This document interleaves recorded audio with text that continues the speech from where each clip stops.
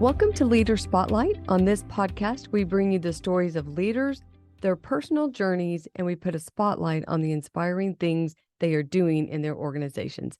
Hello, everyone. I'm Annette Klosowski, your host. I'm an executive coach, a speaker, a peer advisory board leader, and I'm just loving the connections that I'm making through this podcast and the leaders that you're getting to hear their stories, because it's been very inspiring for me as well. And today is no different. We are talking with Christy Boone, and she really has a passion for teaching others how to communicate with empathy and authenticity, kind of in this digital world we live in. She has a very interesting kind of journey that she was on, where she really worked through some major trauma from a young age, beat the odds, and then kind of through a passion of hers, landed in kind of corporate training and development and does really good work. And she's done improv and some fun things that I would love to try at some point. But she just has this journey, and kind of through reinventing herself along the way, she helps clients identify objections and barriers within themselves, which I think is important. She connects people to what their needs are and how they can really connect to that empathy. She guides them through thought processes. She has a lot of really good process work for bringing training into organizations. And I know that you're going to love just her energy and listening to her background. And so we are going to jump right in with Christy Boone. Well, Christy, thank you so much for joining Leader Spotlight. I've been excited about this conversation since we've met, actually. Just your energy and getting to know you and learn more about what you do. I think this is going to be great for our listeners. So welcome. Thank you. I'm excited as well and feel the same. I feel like we had a quick bond, which was really fun. And I just love what all of you are doing, and the fact that you've done such an amazing job building a great company and working with different clients and employees. It's beautiful. Well, I want to talk about you today and your journey. So Okay. I think especially, I love the things that you do and that you've invested in yourself, and I love your journey, but I think it's so needed right now. So you have such a diverse background, and you've done things, you still are doing things in the corporate world, but you also have really focused on your kind of personal wellness. So kind of just walk us through kind of Christy's path to get to where you were. Like, did you know what you wanted to do when you kind of first started? What did that look like for you? Okay, if we go back to childhood, I knew I like always I was running cafes out of our kitchen, or I was teaching my siblings and cousins. So I think sharing part of creativity and soul things was very inherent from an early age. But if we're talking like fast forward into adulthood, I got married early, and when I got into that and became a mom, I realized there was a lot to overcome in terms of the addiction side of one of my parents and all the trauma and abuse associated with that, and the dysfunction on her side of the family.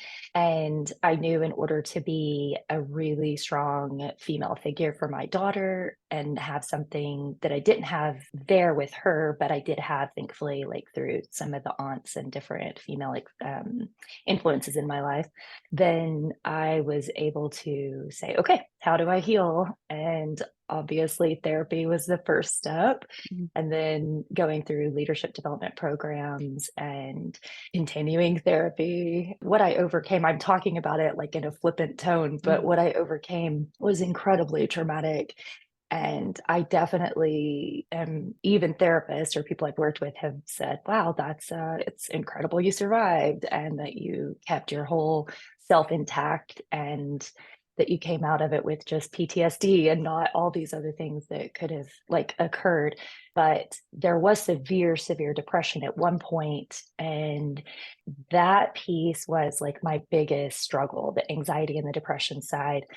And with coming through those different programs and the therapy sessions and things like that, it helped me dive into deeper pieces of myself that were scary initially. But we also had to use a lot of different tools. We had to use biofeedback and tapping and I will get acronyms wrong all day, but like maybe EMR. I can't remember if that was Eh, what it is. I don't think so. That's like electromagnetic radiation. I don't think we ever used that I know of, but they could have, and I just didn't know.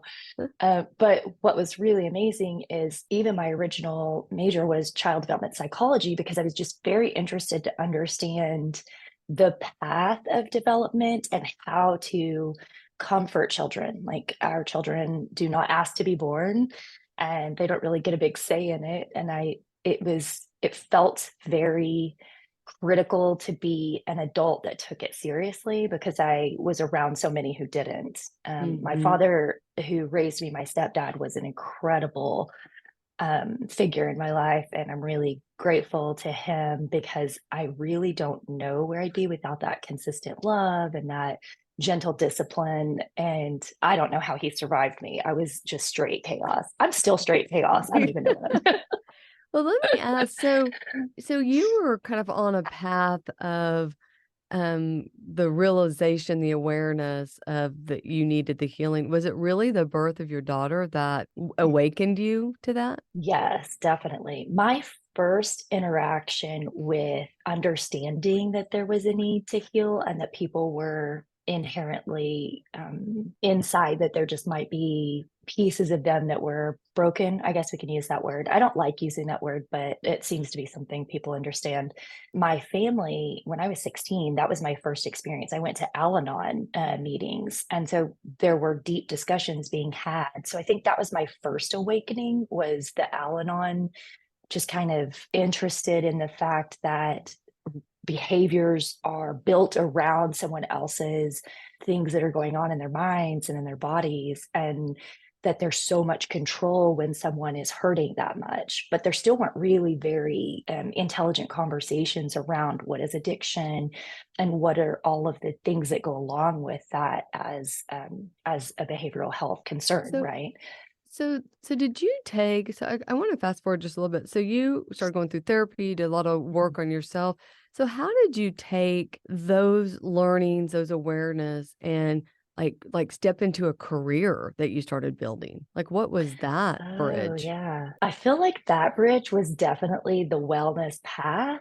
So that piece would have come while I was still married. And thankfully, I've had an opportunity to constantly be very physical. Could be the Aries in me. I don't know. But because of that, I was, after I had my daughter, I was in the gym and I was being very healthy. And I thought, I'm staying at home with her. So why don't I do something and get paid to do what I love? So I took these certifications through National Fitness Professionals Association. I did personal training, and then I fell in love with that and did group fitness, and then yoga and personal training, or not personal training, but kickboxing. So it was a blast. But really quick pin before I tackle that, I couldn't even pass, and I feel like we talked about this at one point where we first met, couldn't even pass my practicum on the group fitness. It took me a year and I tried 4 times. And every time I would get in front of 2 people, the instructors, to do this 5-minute segment of a class, I would just start crying and say, I can't do it yet, because I was so shy and just really scared to be up there. But they got me past it. And then they just immediately threw me into working with their corporate clients in different groups and got me over that fear. Well, But that okay, so let's talk about yeah, that because okay. um you go after something you're very passionate about, and then to gain the certifications you need, you have to do this fitness test, right? Which you struggle for a year, but you don't give up. You keep going back. So then you finally accomplish that milestone, and then you get to move into this area of fitness. And I think that's really important for people to really kind of soak in, 'cause it's not the path is never linear. It's never, "Oh, this is my passion. I'm gonna do this," and then it's easy, or you go straight to it. Like, there's Right. a lot of obstacles, and sometimes you have to fight for the things that you want, and I feel like and maybe it's social media that makes everything look so easy for people, but, a lot of time there's some inner work that's being done through those trials, and maybe Yeah. you needed to sit for a year in that, so that you then really when you were because I think it's funny that then you were thrown into corporate training, which is in front of more than 2 people, and But you were ready for that, right? So what was that like when you step in to start working kind of in the corporate world? I say this a lot. I really have been so lucky in many instances. It's just like trying something at the right time with the right people.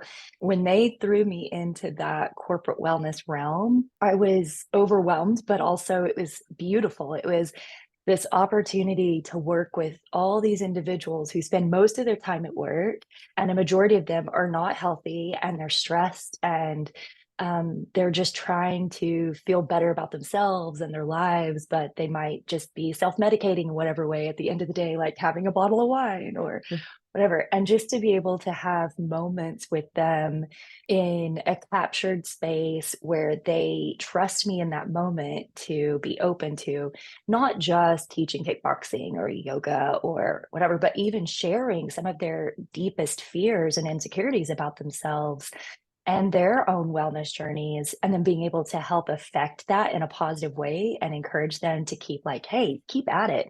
Like, here are some of the struggles I've had. Sure, maybe physically it doesn't look like I've had struggles, but I've had these other things.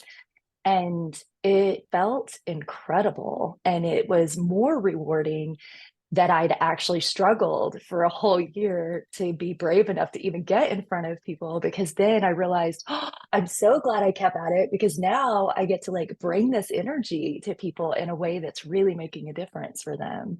And I did also work in fitness facilities. At the time, All American was still open. So I was I working in all of remember that. those. Yeah. Yeah. Oklahoma Athletic Club. Yeah. So there Yeah. were a lot of great opportunities. Well, now you do personal digital training sessions and you really help people with their presentation skills or online engagement. So you kind of grew kind of that experience in your stepping stone, your awareness of healing and just personal wellness. And okay, we've been through the pandemic. Organizations have changed Mhm. dramatically. What it takes to be a leader is drastically different. And I feel like people have really kind of come to a new awareness with their relationship with work. And I don't think we figured that all, we haven't aligned all of that yet, Yeah. right? So you do this work around presentation skills and online engagement, and you kind of bring that wellness with it. So talk a little bit about what those sessions look like in the training you're doing today. Sure. When I first got divorced, I got into technology immediately. So I was doing sales and marketing with a tech firm.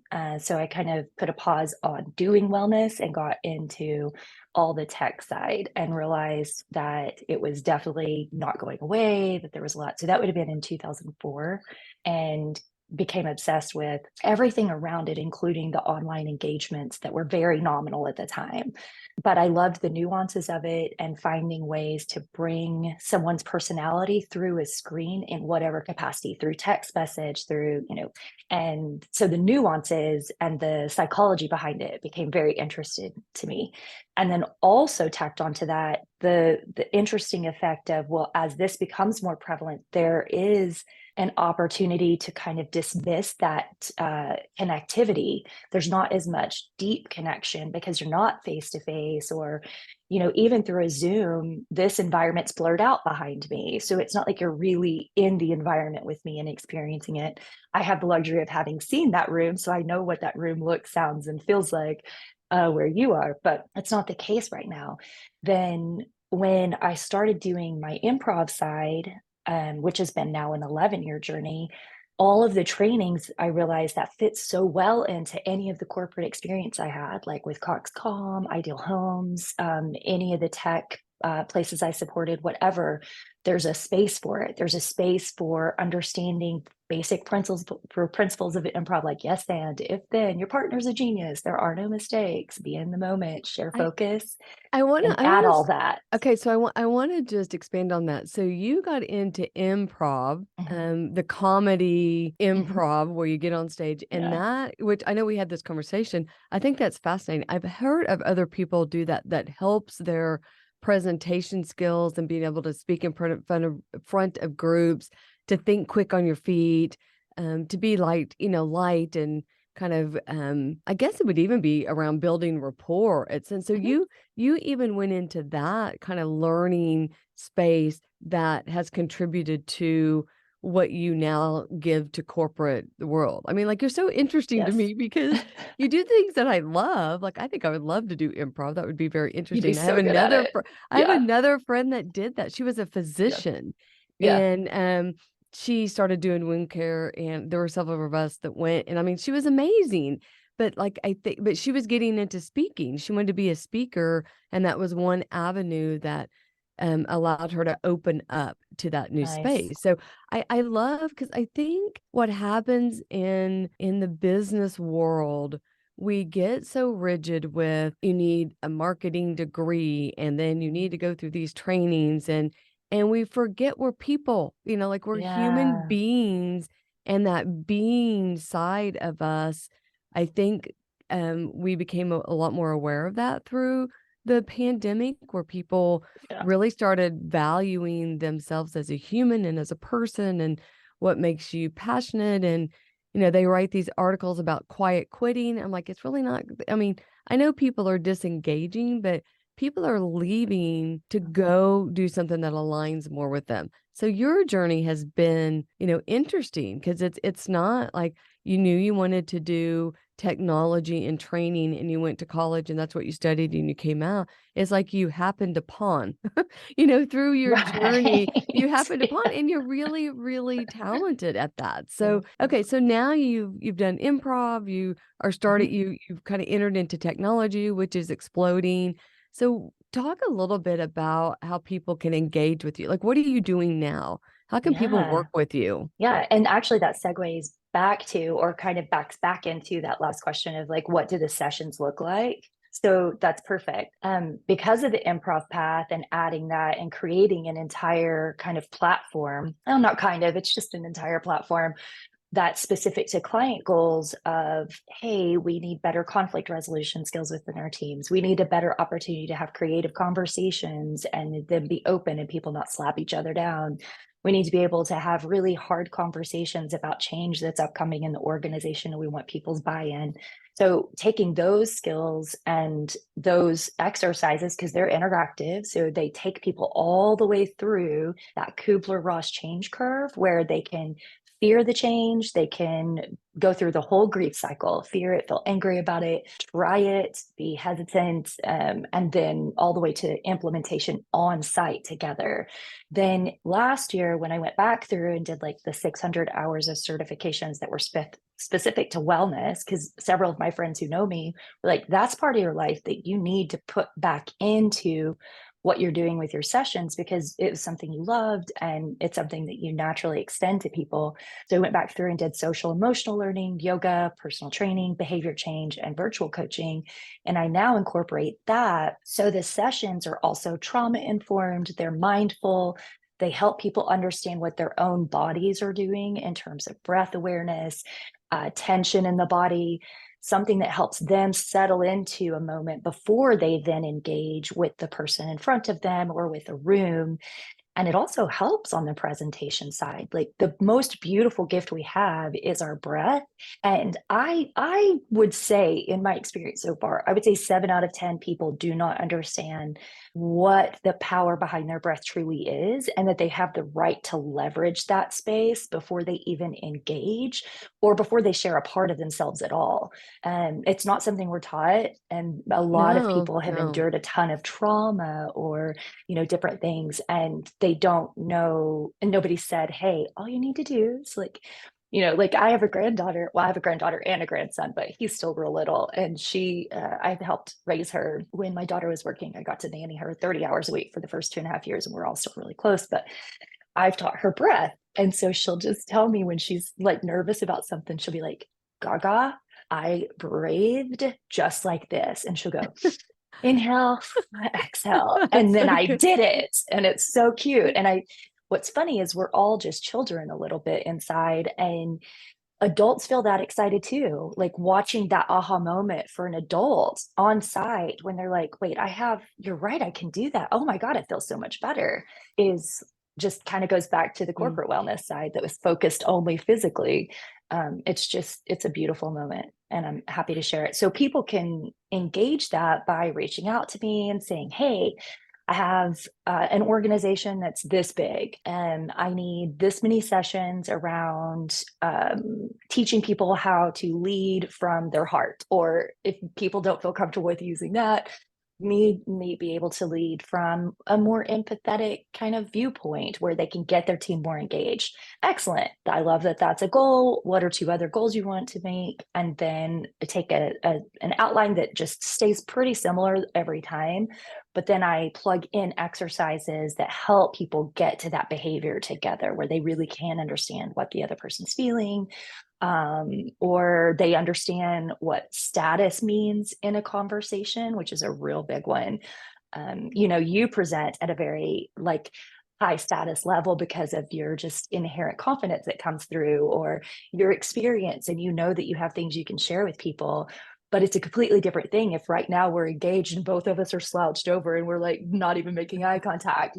And there are people who go through every single day like that, and just teaching them that they have the right to feel bigger in their space. And then also teaching people who don't feel like that daily, hey, that's what it feels like to feel like that daily. Let's also bring them up with us, Yeah, I if that think makes sense. it does. Yeah, it makes Okay. sense. I also feel like, I mean, the basic parts of breathing, like there's research that shows, and I actually had to learn how to breathe properly when I went through some coaching, which was kind of interesting to me. But what it will do to your body's chemistry and reduce the stress, and there's hormones that are released from stress that, really the cortisol, and, that can really cause Mhm. issues with the mental health state that we have. And this is an organization, and even in workplace suicides. And I mean, like that is on a rise. Just the simple breathing, stepping into your own, I don't want to call it power, but your own confidence, and aligning with your wellness and, your truth and those things. I think that's really important now. And I think organizations can offer, and it doesn't have to be weird language, No, that's not absolutely consistent not. with their corporate No. voice, but it can Yeah. be the empathetic, and how can you lead? How can you teach people to kind of work through the anxiety and mental health when, we're all engaged on a corporate mission, but we also are people. So I think that's a really Exactly. important thing that's very timely. I see it a lot with people call it digital wellness. We need digital wellness. We're on Mhm. screens a lot. We're plugged in. We've got a Mhm. lot going on in our world that's All the time. unsettling. Yes. And it's very unsettling in a lot of ways. And then, people have personal things that are going on. And then it's like, oh, well, walk in the doors and be all on for the company. And, we're going to sell X. And it's sometimes now, No. I think now it's just a disconnect. So I feel like you're an integrator. Like I feel like you integrate, like a whole person so that they can show up and really have an Yeah. impact or influence, and feel good about that. Feel good about Yeah. where they are, or pivot. Maybe they need a pivot and feel good about Absolutely. that. And I love that you are. I don't know if that's a title, master pivoter, but you're a master at taking your situation and embracing it and move forward and gaining what you've gained. And then if it's a reinventing, or if it's a whatever it is, it's like you just come through on the other side better and stronger and more influential. And that's really the story I love about you is you've had a lot you've come through, but like when you look at you and you hear you're so excited and passionate about what you're doing today, and the Yeah. opportunities and the blessings you've had along the way. And I just feel like that attitude, because people could be in the middle of something not great, Yeah. but like A lot of learn. people are. Yeah, yeah, and Yeah. and maybe they're on their 5th time taking something that they can't pass, or maybe they don't even have the courage to say, "I want to go do something, and because I don't know if I can get through it." It's like, I think you're the inspiration of you just go for it, and you whatever it is. If it's the fifth time, one of my business partners and we have a saying that we only have to get up one more time than we're knocked down. Like, that's it. Like, you get knocked down, you get knocked down. That's You good. just have to get up one more time, because at some point you won't get knocked down It's that really next good, time, and right? you'll be up. So I feel like that's kind of your mantra. It's like you just keep getting up and showing up. So, okay, well, how can people connect with you? What's the best way to find I you? would say the best way, website's really easy, and it's premiumimpactok.com. And then LinkedIn is great. It's Christy K. Boone, KRISTYKBOONE. And then if they want, they can look up Instagram. I'm on Facebook and have like a whole thing, but I'm just not great at engaging with Facebook anymore. And I don't do TikTok. I'm apparently too old to jump on that bandwagon. People keep trying to get me to start one. I'm like, I just can't. But I also have a sketch comedy team called Swag Twag, so you can find us. And my teammates, we also have a thing that we do that's on the production side. So if anybody wants like videos or commercials that are specific to their voice, it's kind of an extension of what I'm doing when I'm working with the teams. It's like, well, how do we build stuff around that? So those are the easiest ways. Okay, well, we'll put that in the podcast notes so people can find you. And I love the swag tag. Swag Twag, 2 women and a guy. 2 women and a guy. But everybody thinks it's swag tag because obviously twag is very odd, but we're like, nope, it's twag. Oh, that's funny. I love that. Yeah. They're amazing. My partners, the business we formed together, we've now been at it for a little over a year. And they're really, really brilliant. I love working with them. They're cool. That's great. That's great. Well, thank you, Christy. I know we go on, but I really do appreciate. Maybe we'll do something on breathing techniques or something. Just a whole. That would be so fun. That would be fun. I know people are like, "Oh gosh, that's a snoozer," but really, no, if you can figure it out, it gives you energy. And there's a lot around it. So much around it. Setting intentions with it. Yep. Yes. Thank you. I'm very grateful. Thank you for being on. Yeah. Thank you. The Leader Spotlight podcast and blog is dedicated to continual learning and thought partnerships that helps us all grow as leaders. If you would like to be featured on our podcast, please email me, Annette, ANNETTE @FPOV.com. You can also visit our blog at medium.com/Leader Spotlight for more great content.